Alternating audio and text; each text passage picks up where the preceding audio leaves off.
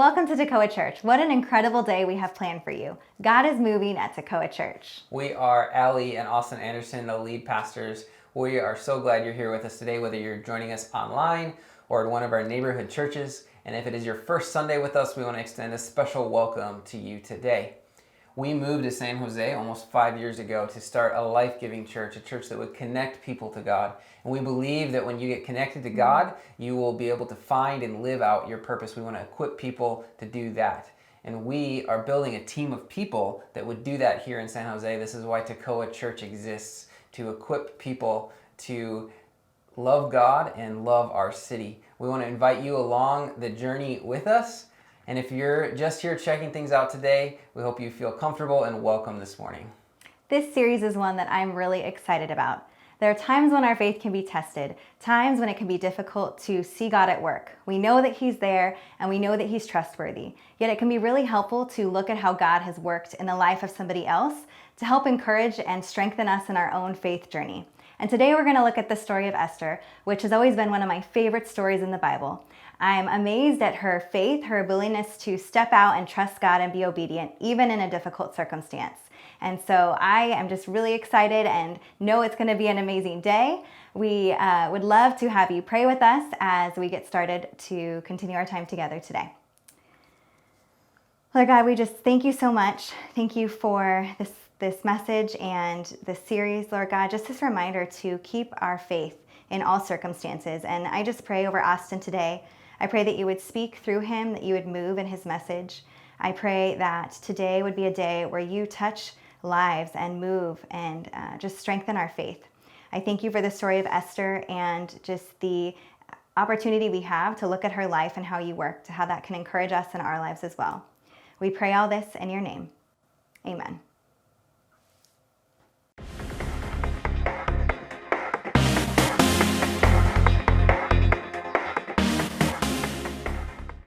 I'm glad you're with us today. I'm really excited as we dive in to our topic for today. And one of the most challenging things about this season, about 2020, has been the challenge of community. How do we maintain safety for us and those we care about? How do we continue to engage in community when we're supposed to be in our house or we're supposed to limit our social interaction? How do we continue to engage in something that is so crucial to our health and who we are as people? People matter to us. I've even been talking to people who are introverts, who are working from home, and even those that are introverts need people and they're missing the interaction with others in their lives. Community is so important to our health. It is crucial to who we are. And that's what I want to talk about today. I want to talk about community and how crucial it is. And this may seem fairly obvious, but especially when times are difficult, this is what it matters. Our community is around us, they support us, they change who we are. Recently, I was doing some cleaning in our house. Anybody do some coronavirus cleaning this year? If you're watching online, go ahead and comment. Let us know what you cleaned. Let us know, did you find anything exciting as you were doing your cleaning? Well, I found something exciting as I was doing some cleaning. I encountered a bag of coins in one of our closets. I put them in a bowl today because it looks better. But I encountered this bag of coins and it completely changed my perspective when I encountered this bag of coins. And I was moving from one place to the other. Eventually, okay, we'll get them to the bank because right now they're pretty much just a decoration. I don't use cash for pretty much anything anymore. So what am I going to do with all these coins? And so I was moving them so that eventually they could make their way to the bank. And as I was moving them, I encountered a paperclip in this bag of coins. I know you were expecting something else, but this paperclip just completely changed my perspective. And I'm a pastor, so I immediately began thinking of the analogies to life that this was. And what I encountered was a paperclip that was copper. Hopefully you all can see this paperclip. And this paperclip, I was just amazed because it was not copper when it got put in this bag of coins a couple years ago. But rattling around in the middle of all these coins, it changed its appearance. It literally changed what it was made up of. The outside is now coated in this copper coating. You know, when it got put in, it was original paperclip. This is from the same exact box of paper clips, and it's silver. Now this one is copper colored. And this is what happened over time. The paperclip began to change. And I began to think about how this is like life, that whatever we're surrounded with, we begin to be like what we're surrounded with. And with people and community, it's the same way. Whatever is around us, whatever we're bumping into and against and around, this is what we become like. And I was thinking, what am I becoming like? If this paperclip became copper, what am I becoming like? So the question for today is, who are you rattling around with in life? Who are you becoming? What is your community pushing you to be like? What is your community pushing you to become? We're going to look today at the book of Esther, and we're going to look at the story of Esther as we are going through different stories of people in the Bible. And we're going through those stories and looking at how did they keep their faith in the middle of challenging circumstances? What are the things we can learn from what they did and apply to our life when times get challenging and difficult? How do we keep our faith? And Esther is famous, and her story has encouraged many people. And there's a famous verse from the book that is named after her, the book of Esther. In chapter 4, it says, "And who knows whether or not you have come to the kingdom for such a time as this." Those words, "for such a time as this," have inspired many people. The reality is, though, they're not actually spoken by Esther. They're spoken by Mordecai, one of the other main characters in this book, who is challenging Esther. Maybe you're here for such a time as this. And Mordecai's faith inspired Esther to have faith in her own life. Perhaps you, wherever you are at this moment in this season, perhaps you are here for such a time as this. God has you here for a reason. He has Tekoa Church here for a reason. In the middle of a pandemic, in the middle of 2020, he called us to launch this church now. And we didn't shrink back from that. We said, perhaps when he said, start this church this fall, he said that for a reason. Not to be shut down by all the things going on in this world, not to just take an easy way out and say, well, maybe we'll come back in 2 years and do this. No, what we felt was God saying, perhaps you are here, and perhaps he has called us right now in the middle of this year for such a time as this. Today, as we look at the story of Esther, the book of Esther, the story is actually seen to have many parallels to the story of Joseph that we looked at last week. And the writer, Mordecai, who wrote the book of Esther, probably was inspired by Joseph's story and even realized, look at what happened in our situation and how similar it was to what God did through Joseph, and he highlighted some of those similarities. But God brought Esther to a specific time and place for a reason. And it took community for her to keep her faith in God. And this is one of the big differences between Joseph, who was in Egypt alone, that kept his faith in God. Esther is also in a foreign land, but she is not alone. She has a community around her, and that community was what inspired her and helped her keep her faith in God. Community is crucial to our life and our journey. Let me say that again. Community is crucial. So let's take a look at Esther's story and what happened. So the book of Esther, as I mentioned, was written by Mordecai, one of the story's main characters. And a few things to note about this book in the Bible. Number one is that amazingly, this is the only book in the Bible where God's name is not mentioned one time throughout the entire book. Yet God is present and active and working through and in the lives of the book's characters. And we see in this book that there are challenging times. We see that the people of God, the Jewish people, they had had their country defeated by a foreign enemy. And many of these Jewish people, many of them were actually taken off into the land of the people that had defeated them. So the book of Esther takes place in the land of Persia, which is modern-day Iran. And many of the Jewish people were taken and deported and put into this foreign land. And this is where the story of Esther takes place. And the question for many of them is, how do they keep their faith strong in the middle of this when things don't seem to be working out? And I think even the book of Esther sometimes is seen in this rosy light, but it's a dark time for God's people. Even Esther's story it's not a pretty story. She goes through some pretty bad things that I definitely would not want to have to face that she faces. But God is present and he's doing a work through his people. So Esther lives in the time of Xerxes in the 5th century. You might recognize that name from the movie or the story of 300 that happened at Thermopylae. He was the evil emperor that brought the armies to come and attack these people. This dude was a vicious guy, but he was very effective at leading his empire. And this story takes place after that, and the emperor is home. Xerxes is back in his land of Persia, and through some circumstances that happen that we're not going to get into, he gets really fed up with his first wife, Vashti, and says, you know what, I'm going to get rid of her.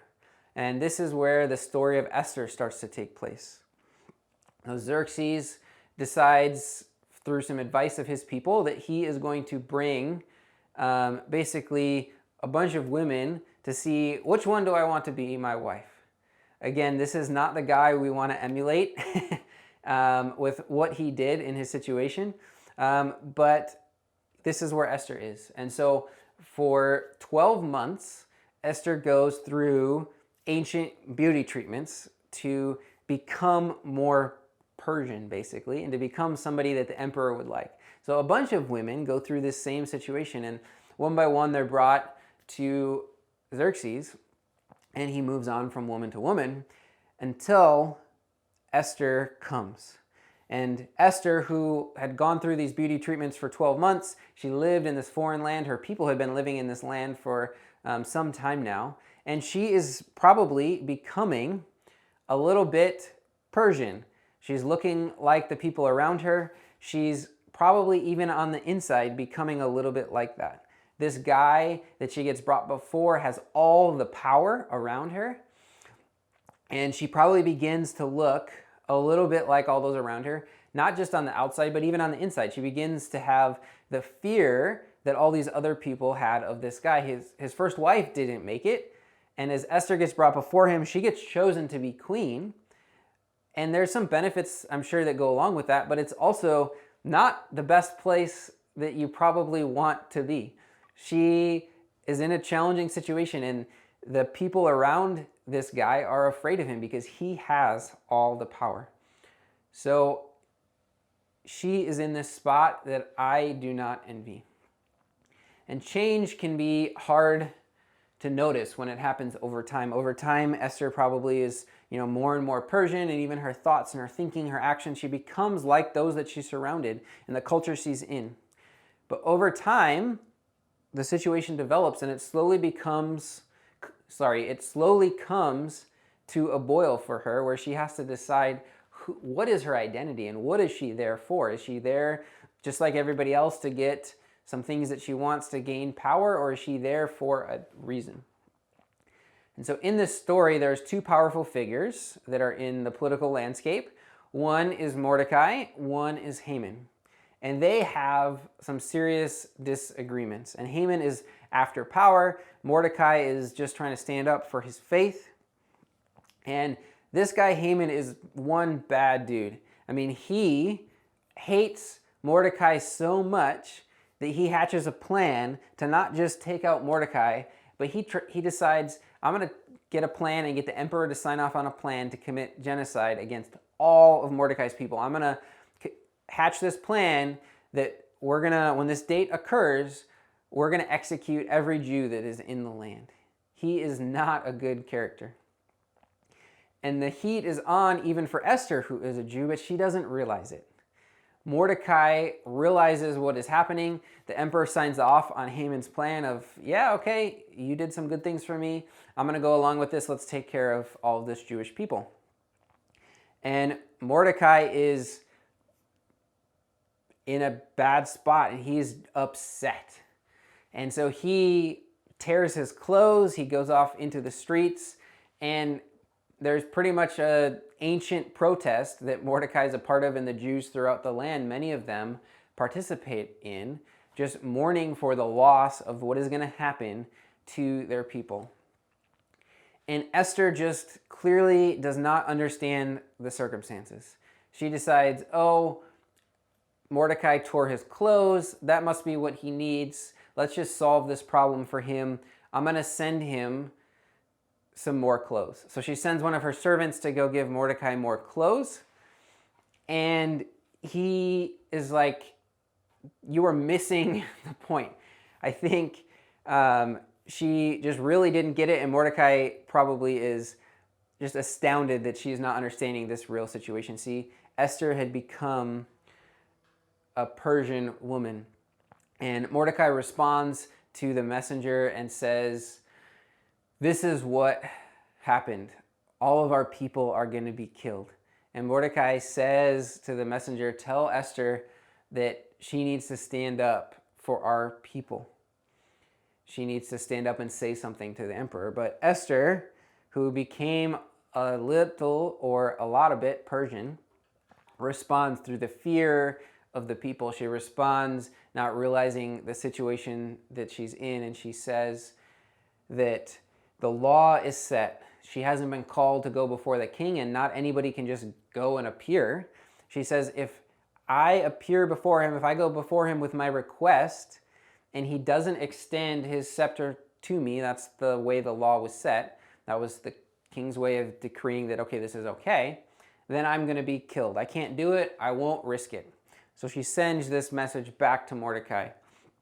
And he hears this response. He'd already torn his clothes. He's probably ready to tear his hair out at this point of, you don't get it. All of our people are going to be killed, and you aren't going to risk your life. You're not going to stand up and go before the emperor for thousands and millions of people that are going to lose their lives. You're not going to risk this possibility when this is set in stone. It's going to happen for all of these people. He says, we are all going to be killed. So he responds to the messenger, and Mordecai, has kept his faith.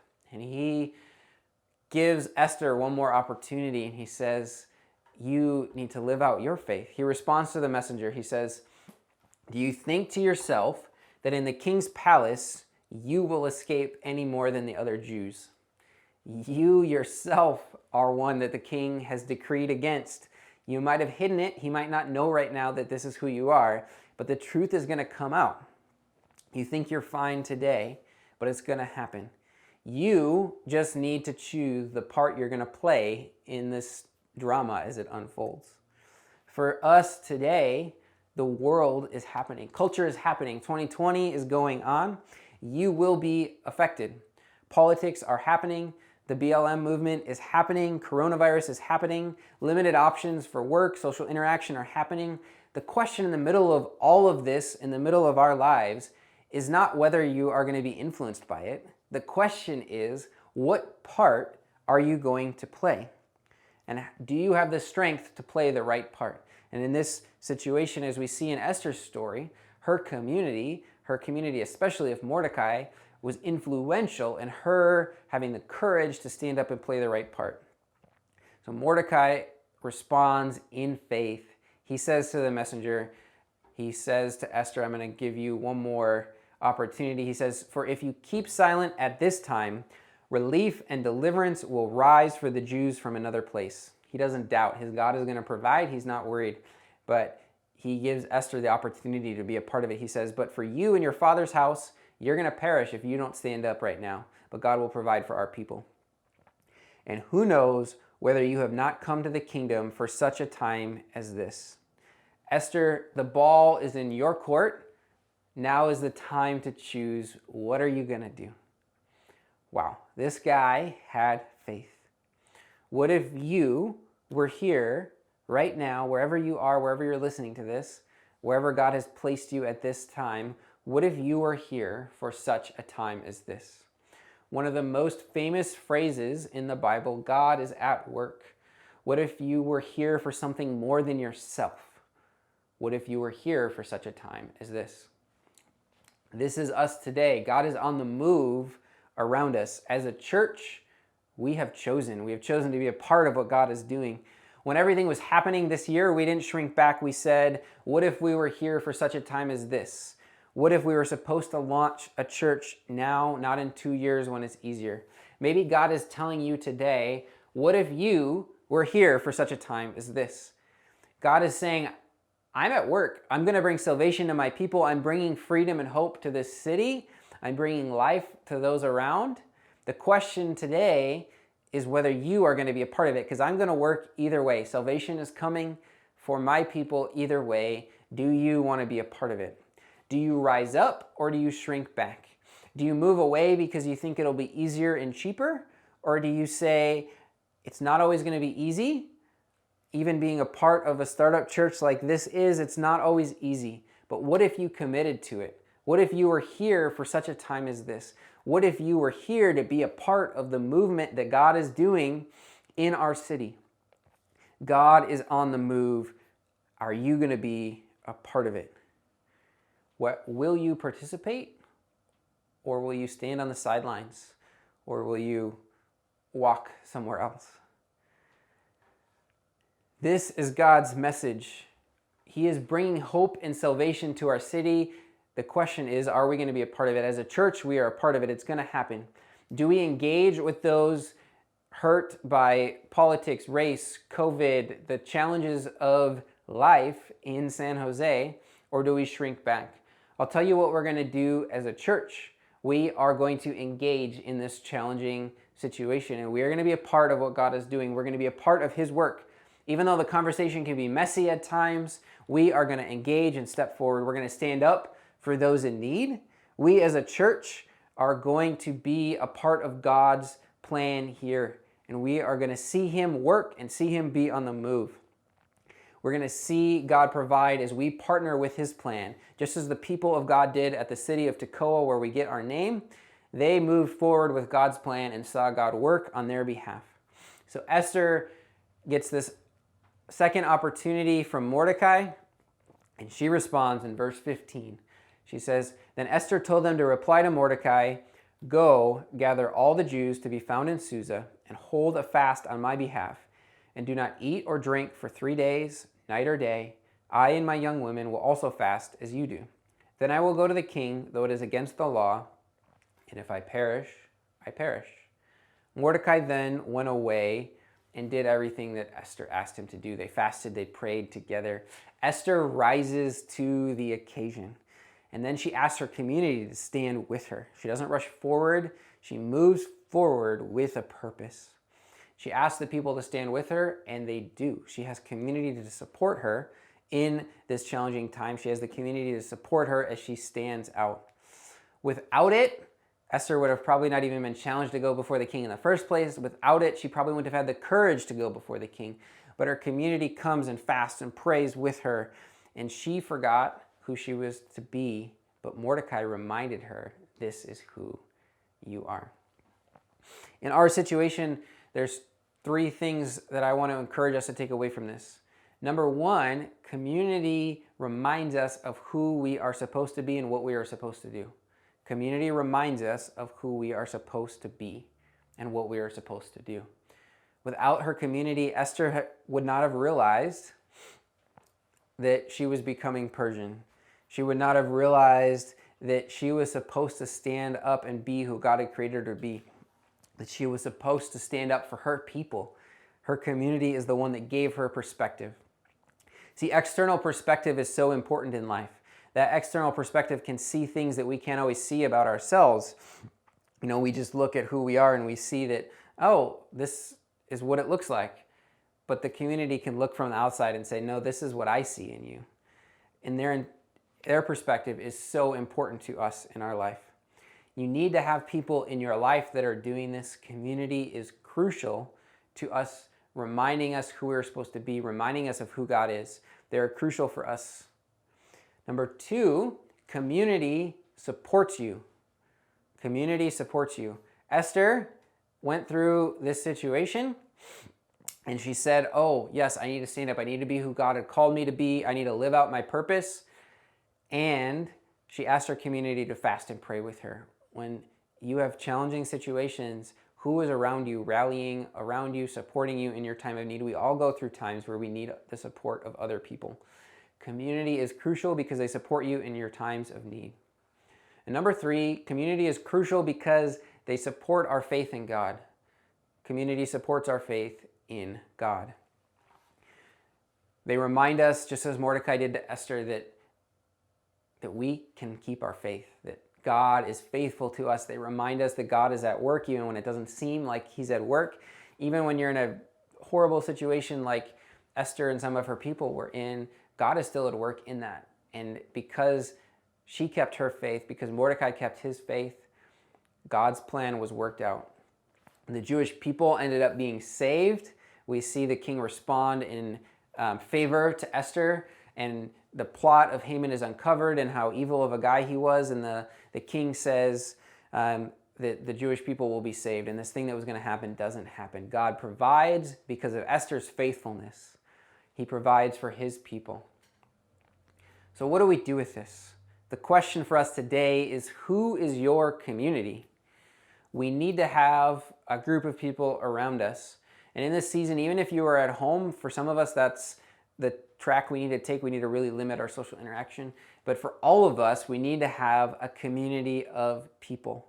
And whether for you that means it's 4 people, or if it's 20 people, or it's mostly an online community, for our family, we have chosen to have specific people around us that we interact with, that we're able to have community for, and it's so crucial. We saw at the beginning of this season our daughter Hannah, who was doing great and having great social interactions and growing up.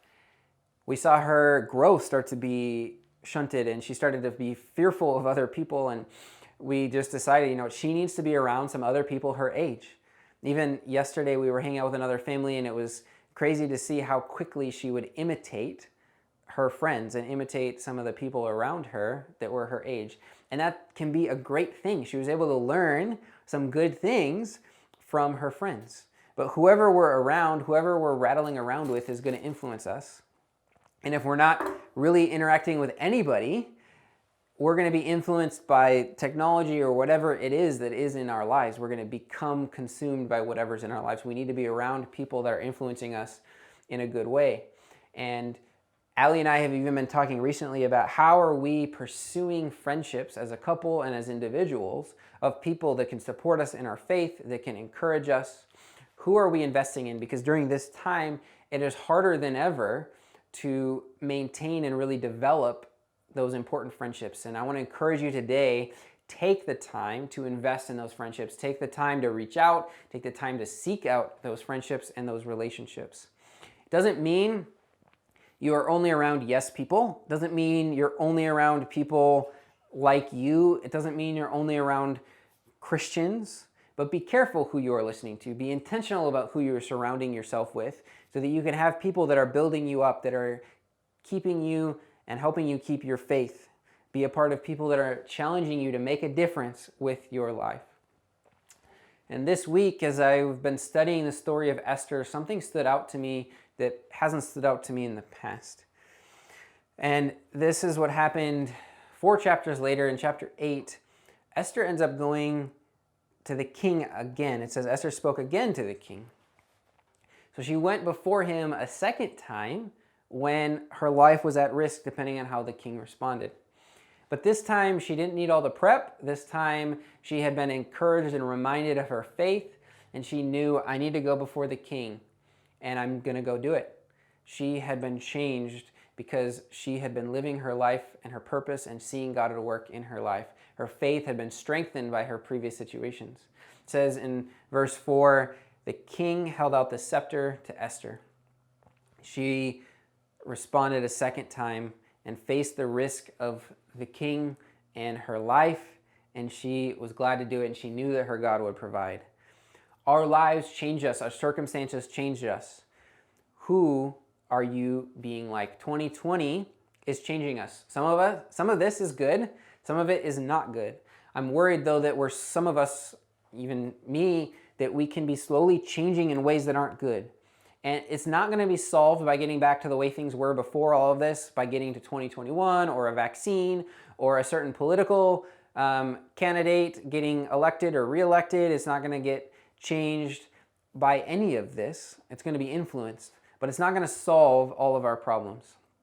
How are you changing? Are you bolder now as Esther got as her story went on, as her faith was strengthened, or have you shrunk back? Are you a better person? Are you more like Jesus?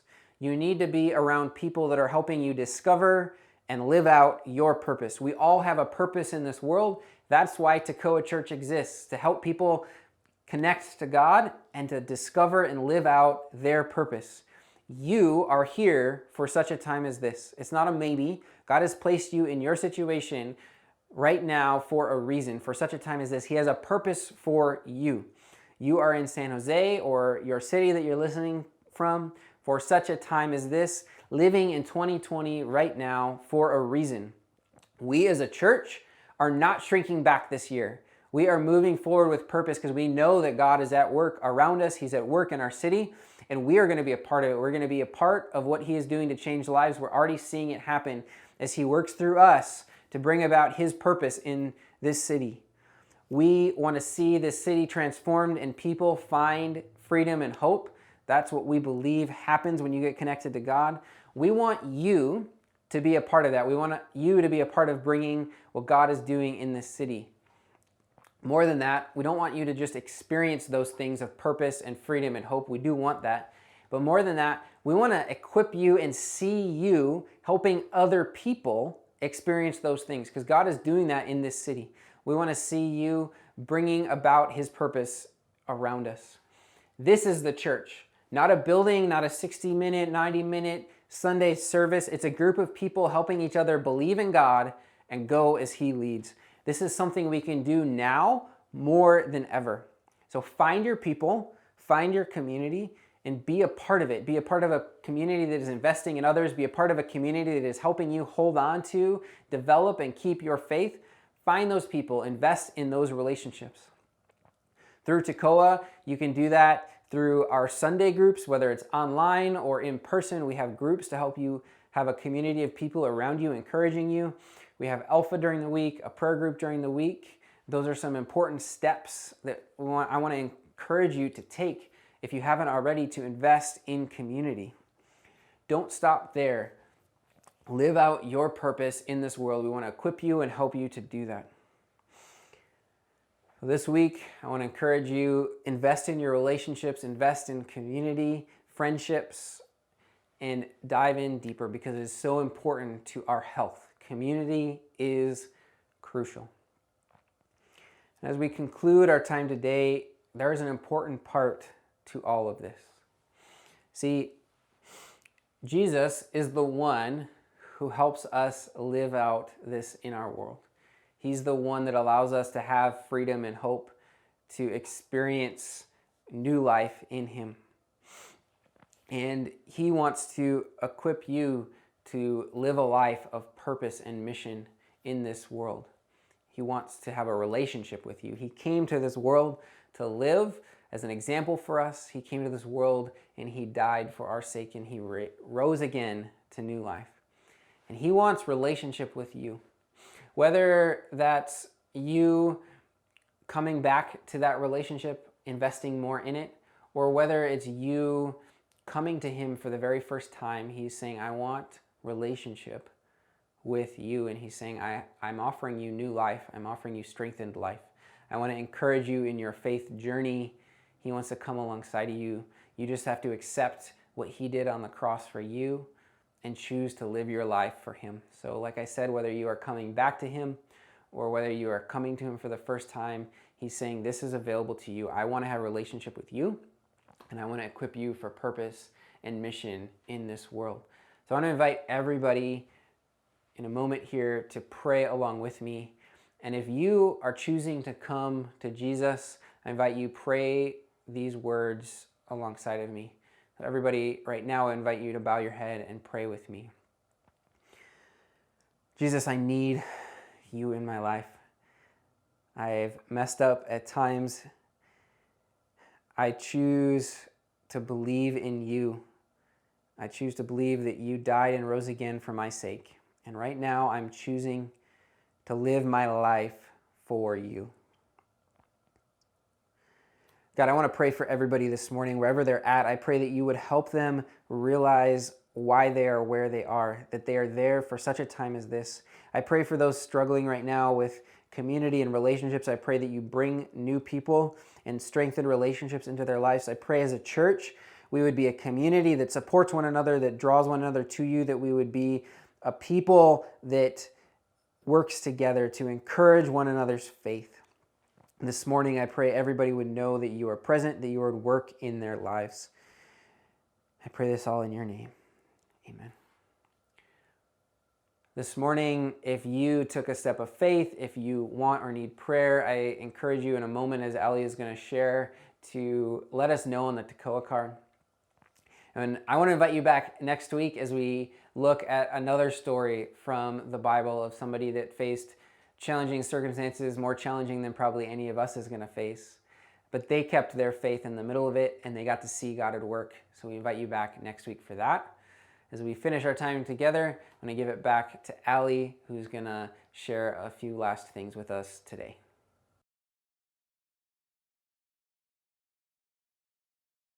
What a great reminder of the importance of who we surround ourselves with. I know that I want to surround myself with people who, when they rub off on me, will make me a better person and more like Jesus. If the message impacted you today, I encourage you to let us know by completing the Tekoa Card. And you can do this by visiting our website, tekoachurch.org.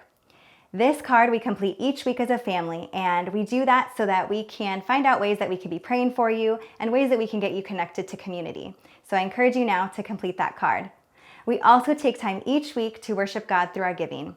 We want to give back to God what He has so generously given to us. And we really value and believe it's important to worship God together as a body of believers and as a family. If you'd like to give now, you can do so through the app or the website. Because of your generosity, we've been able to impact families throughout San Jose. And this has happened through our Tekoa Kids activity bags and our family experience. For our launch, we were able to give over 100 bags to families throughout San Jose and the Bay Area. These bags were filled with activities and crafts for kids and families to spend quality time together. We also had our first family experience last month, and we had 9 families join us for that experience. Don't miss out on the fun. There's more to come, and we'd love to have you join us this month for our family experience on October 25th. You can find out more information on the website. You can also look there for where you can sign up for your November Kids Activity Bag. And if you're interested in joining our kids team and planning some of these events, I encourage you to email kids@tekoachurch.org. Thank you so much for joining us today. If the message impacted you, we encourage you to share it with someone in your life who you think also might be impacted. And if you haven't yet done so, please subscribe to our YouTube channel. Thank you so much. We hope you have a great week, and we look forward to seeing you next Sunday. Bye.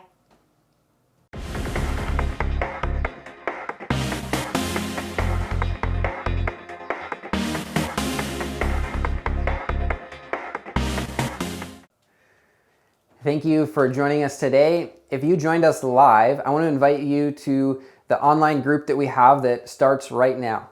And you can join that group by clicking the link either below or above in the description, depending on where you're joining us from. I want to invite you there. We dive in a little bit more to the message and discuss further. It's a time for us to spend in community and get to know one another a little bit more, even online from wherever we're joining from. I invite you right now, come check out our online group.